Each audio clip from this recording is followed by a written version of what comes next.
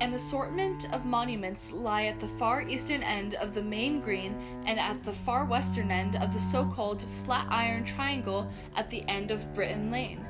Among these are memorial sites honoring Madison residents who gave their lives for their nation. Symbols of patriotism and sacrifice, they are often the site of commemorative services on national holidays.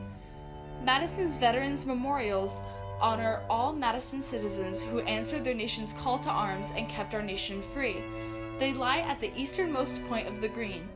Among the cluster of stones dedicated by the townspeople of Madison is a large boulder with a bronze plaque honoring veterans who fought in World War I. A second large stone, dedicated in 1985, has a plaque listing those who fought in World War II, Korea, and the Vietnam conflict. A smaller boulder with a bronze plaque remembers those lost in the Revolutionary War.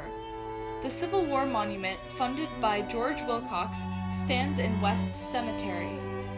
The James Madison Memorial Garden is located at the edge of the green opposite the entrance of Memorial Town Hall.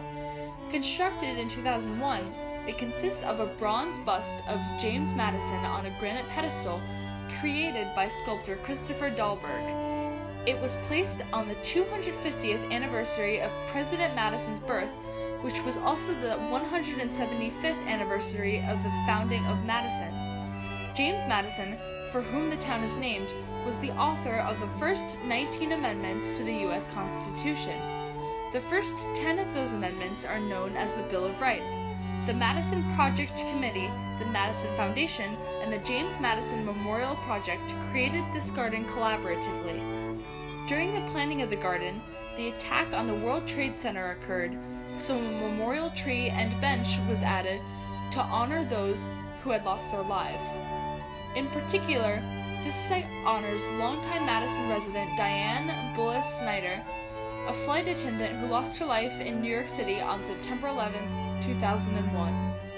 Placed in 2012 by the U.S. Daughters of 1812, the marker planted at the eastern end of the green, opposite Memorial Hall, honors War of 1812 hero Captain Frederick Lee, who lived from 1776 to 1851.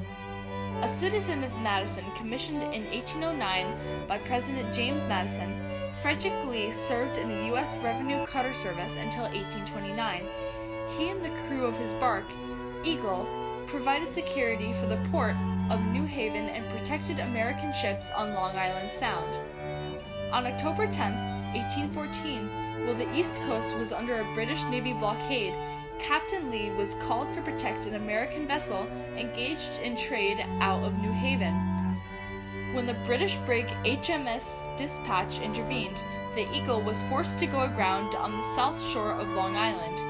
There, stranded on a steep bluff, Lee and his crew held off the British overnight. In the morning, the British returned to capture the crippled Eagle without taking Lee and his men.